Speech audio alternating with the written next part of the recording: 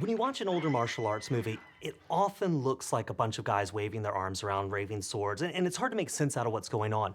But the action film that we know today comes out of, in a lot of ways, the traditions that were set up in these martial arts films out of Hong Kong and Taiwan. And King Hu's Dragon Inn, this is where they started figuring out the basics. Even terms like action choreographer didn't exist before Dragon Inn. So you were looking at ground zero, and who was figuring out how to make these swordsmen real?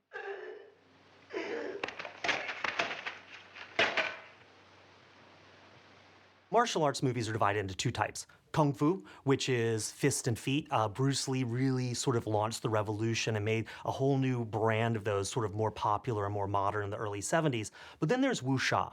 And the easiest way to think about that is those are swordsman movies. The example that I think most people in the West would be familiar with is Crouching Tiger, Hidden Dragon. So before King Hu came along, martial arts movies were really, and I say this with love, they're fun to watch, but they were terrible. They were very stagey, they were very cheap. Wuxia movies, the swordplay movies, it was almost like watching dance. You had people with a sword in one hand, and they'd say a few lines, and the sword would come over here, and then they'd tap their swords together. And it was very tedious. And usually, often what they were romances and love stories with sort of some martial arts trappings around them. Audiences were bored stiff, and there was a huge youth audience in Hong Kong. So you've got James Bond movies, you've got Japanese samurai films, which are wildly successful in Hong Kong. And that's what kids were going to. The production values were great, and they had this attitude that Hong Kong movies just didn't have. What happened, though, in '67, Hong Kong fell apart. The Cultural Revolution had just kicked off in China, and there was a strike by some artificial flower factory workers. The Hong Kong police force, which was mostly British, came and fired into the crowd and killed and injured a lot of people. And that kicked off a year of riots, strikes, assassinations, bombings. Hong Kong was falling apart, and the movies were very staid and stodgy and traditionalist. So then you have Dragon Inn, the Taiwanese film. It's designed to play in Taiwan, but also to play all over Southeast Asia and especially Hong Kong, right across the water. And that was a huge hit and brought young people into the movies. Now, to us, the Dragon Inn plot, right? There are these evil officials, they execute this guy, his children are sent out, some rebellious swordsmen help the kids. That's very like, okay, ho-hum, we've seen it before. At the time, though, think about it. Here were the authorities with a remit for the emperor to execute this person and his family. And here are these heroes, for no good reason, simply because it's the right thing to do, risking everything to save these kids. So Dragon Inn is this rebellious story taking on an overwhelming government force for righteousness. If you're in Hong Kong and you are watching the police beat your brother, your sister, your mother out in the streets, and then you see this movie, you are making a one-to-one connection. King Hu cared about every detail. And partly that's what got the audiences to come to his films. They were well constructed. They had an attention to realism. The costumes looked real. The props looked real. The sets, the outdoor exteriors, all these things are really unusual for a director at the time. And I hate to say this and besmirch those who are no longer with us, a lot of directors didn't care so much. There's stories of them looking at racing forms on the sets of some of these old 60s and 70s movies of assistant directors doing a lot of the work, but King Hu wanted his shots to tell a story. Within the shot, and as the shots related to each other. When you look at a director like King Hu, same as looking like someone like Hitchcock or Kubrick, you're looking at a director who's using these small techniques on a micro level and building them up to a macro level. Every sequence contains the DNA for the entire movie almost. And so the scene I want to talk about that I think really shows off all these techniques that King Hu uses and shows him building them and then bringing them all together is the scene where Ling Feng Shenquan, the female lead, goes back to the inn, and she draws out Lieutenant Mao, who is one of the bad henchmen, engages him in combat, and then retreats into the inn as more soldiers show up. In Chinese culture, there's a saying that King Hu wrote about later on in his life that said, the carriage, the boat, the road, the inn, you cannot escape these things without getting murdered. But with a lone inn, where people would come together in these fraught, complicated, tense situations, the inn became like a pressure cooker. Because when you traveled, who were you? People looked at you and how you presented yourself. They had to trust that you were who you said you were. And no one can tell who anyone is. The officials are disguised as commoners. The commoners are actually swordsmen and rebels in disguise. So inns were sources of great, great anxiety, and King Hu loved them. First thing to notice is how theatrical King Hu is when you're watching this scene. First off, it's the scope frame. It's almost set up like a proscenium stage. It's a long, low, horizontal square. And you see a lot of these pans in this movie. The pan is simply, think about it, you're watching something, you're looking from left to right, you're following, it's the human head turning. And one of his first big innovations was to bring Chinese opera, specifically Peking opera, into the mix. The action style looks like Chinese opera. Ling Fan Shengguan will strike these poses that are right out of Peking opera. And one of his big lessons is everyone has a grand entrance. In Peking opera, people enter to a big burst of their own music. Entrances were immensely important, and this scene begins with Ling Fan Shengguan making this long entrance, this trek across this blasted rocky landscape from the river to the inn. And it really is kind of amazing because in a lot of other directors, this is just filler. King Hu is framing her up like a hero. When he had a single actor, that was to sort of give an exclamation point. That was to really stress that person, to really focus you there. As she's approaching the wall, you get almost this point of view shot of the inn from where she's standing. To us now, this looks common.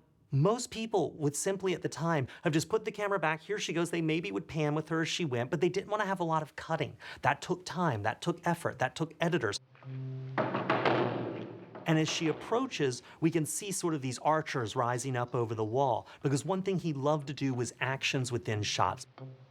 One thing that King Hu and some other directors and choreographers were realizing at the time was that you had to control the total filmic experience to show action, because action is very important. It's going to move fast, and it's going to move in a lot of places, and you need your audience to know where they are, where their characters are in space relating to all the other characters. Because if you're going to make an action realistic, we have to be sold that action. We have to be sold the supernatural abilities of his fighters. You look at this scene, yeah, people are just chucking arrows at her, but look at what King Hu's doing. He's using jump cuts like a French New Wave filmmaker.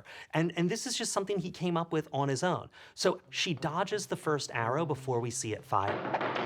Normally, constructivist editing, you see the archer, he shoots, the arrow flies through the air, shot 2, shot 3, it either hits someone or misses the target or they dodge. And this one, the dodge comes before we even see the archer. We don't see the arrow en route. It happens fast, and King Hu wanted to convey that speed, her supernatural awareness of her environment.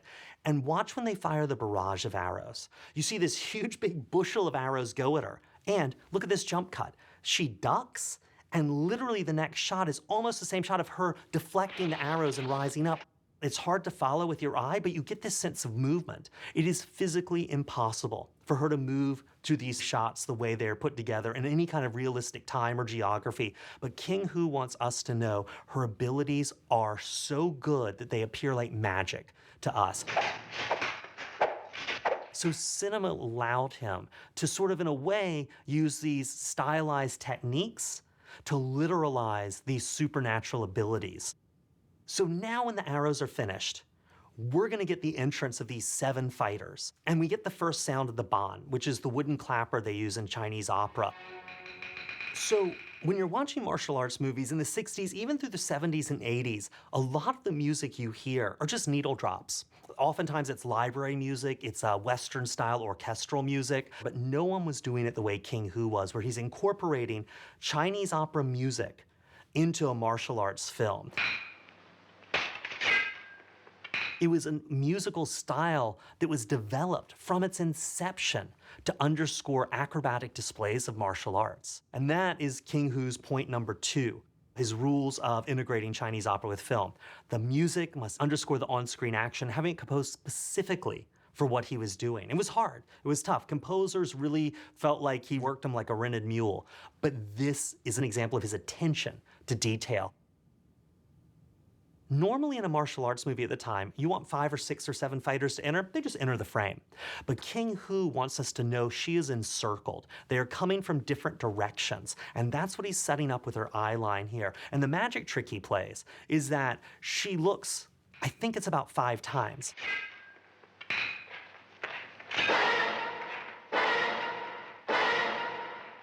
When you actually get the long shot of them, there's 7 of them. He's always doing this, putting in something a little extra we didn't notice or didn't see so that he can use it later to surprise us.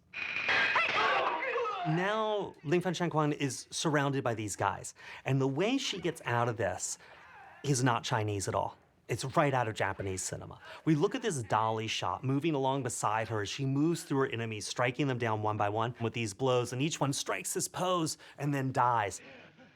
Now, Japanese samurai films, they were hugely popular in Hong Kong and Taiwan at the time. They were imported, they were dubbed into Mandarin, they were released. Zatoichi movies were enormously influential at this point. And people really loved this sort of, rebellious Zatoichi on the road kind of idea. And so at the first opportunity they could, they're incorporating techniques from these films into their own film. When Ling Fan Shanquan leaps out of this backwards as she's attacked again by an unseen swordsman,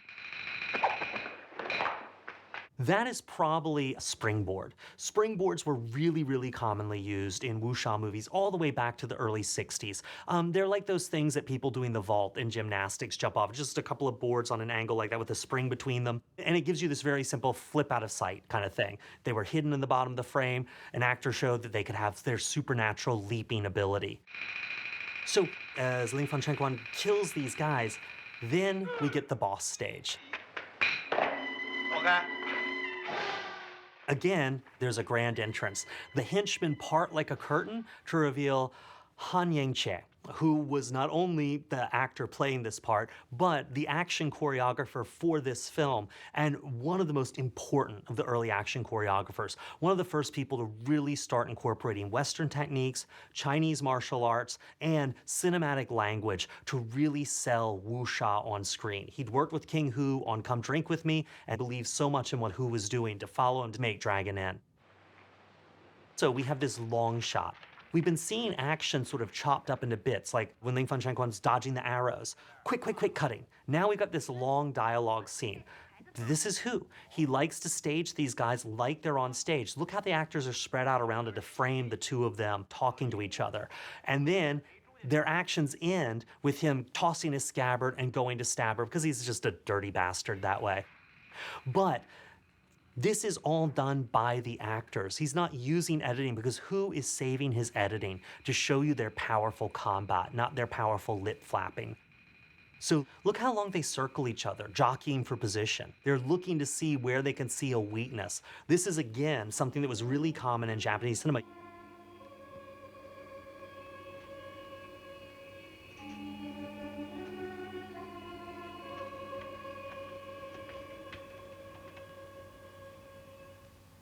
The sizing up your opponent is what takes a long time. The actual exchange of blows is very quick. So now watch Han in this bit when he goes stumbling and staggering. And when she comes back at him, she misses him and chops through this handle of this cart. But you see them hit walls. You see them hit the scenery. You see them miss and their swords crash into walls. That was really new. And that all came from Steve McQueen. In 1965, a movie called The Sand Pebbles, a Robert Wise film starring Steve McQueen, shot in Hong Kong. And it employed every martial artist who led a group of martial artists. That's what Han was. He was considered, the Chinese word is the same word we use for someone who does human trafficking. They call it a snakehead, because he would show up on set with this group of martial artists that he took responsibility for. All these guys were hired for The Sand Pebbles, and they got to see all this Western stunt work. And they realized that what sold blows in Hollywood movies wasn't just the blow, but the person's reaction to the blow. You didn't even have to have any touch. As long as the other stuntman threw himself backwards with great force and power, you knew that was a powerful blow. Another technique you see here is one of my least favorite techniques in all of Chinese cinema, which is undercranking. So the two things you want in a fight scene to show power, which they were doing by showing reactions to blows, and to show speed. And who did that? By having people jump in from the frame, by having these jump cuts, but he also occasionally injudiciously used undercranking like he does here. This simply means that the camera operator will crank the film through the camera at a slightly slower speed, which means less frames get exposed, which means when it plays back at normal speed, everyone appears to be on fast forward. It gives it almost this toy-like quality here. It's something I don't think has held up well over time, but when Hu wanted speed, sometimes this was the only thing he had to resort to. And King Hu wanted these longer takes for two reasons. One is it helps establish the realism of the combat and of the scene. You see the actors fighting, the camera's moving into different positions to reframe shots. It's showing off virtuosity. The longer you can do something, the more blows there are exchanged within a scene, the more places the camera can sort of move and reframe. You're being impressed not only by the cinematographer's virtuosity, but by the actors and the performer's martial arts virtuosity.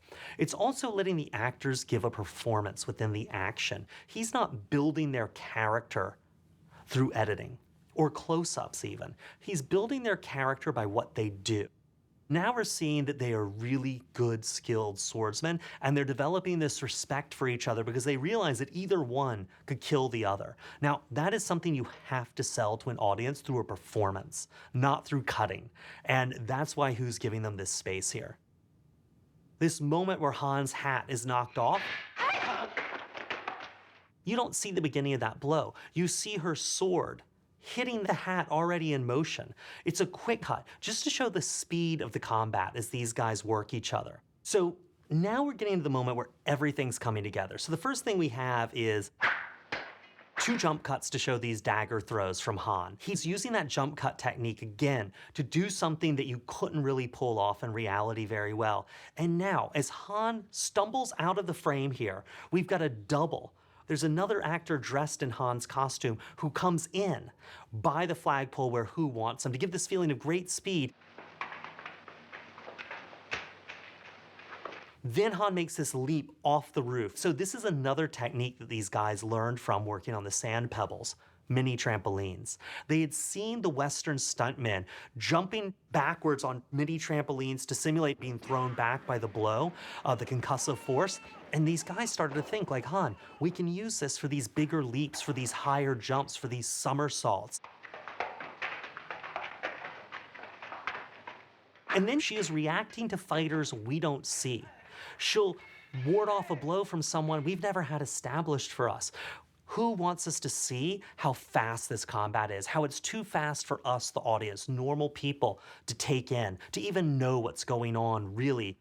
Guys run off, they're defeated, and you see the actors, the soldiers, through this frame, formed in the distance. It's almost like a zoom in without the camera zooming, as if they're making this grand entrance onto the opera stage again.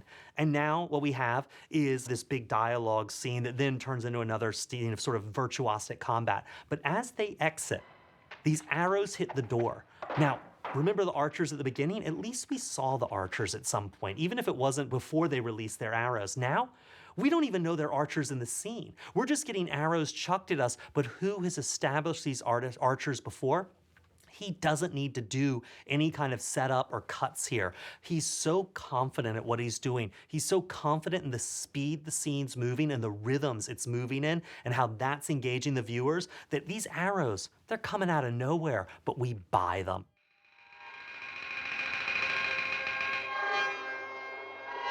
你去后边把梁城门打开，你正面攻过去。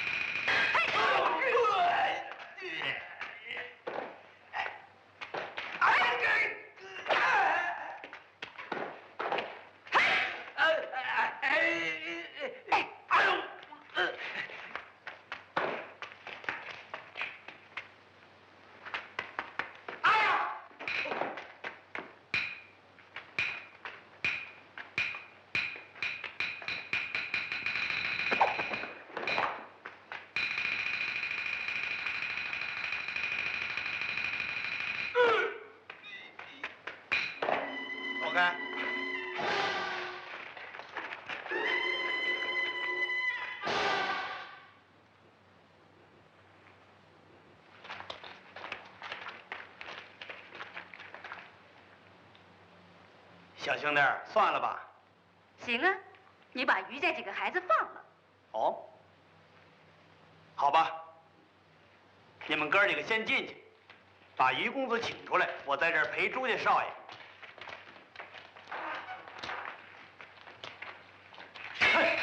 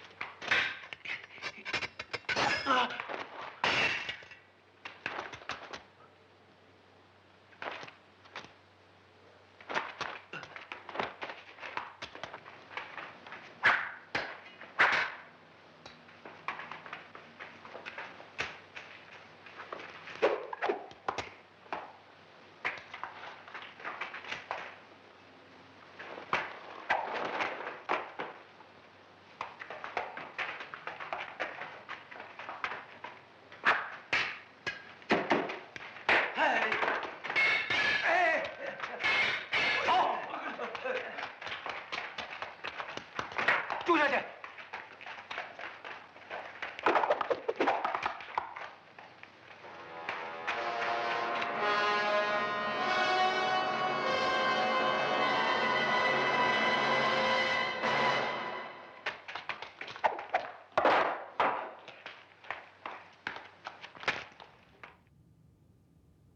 ，King Hu's first wuxia movie, Come Drink With Me, was a really solid hit.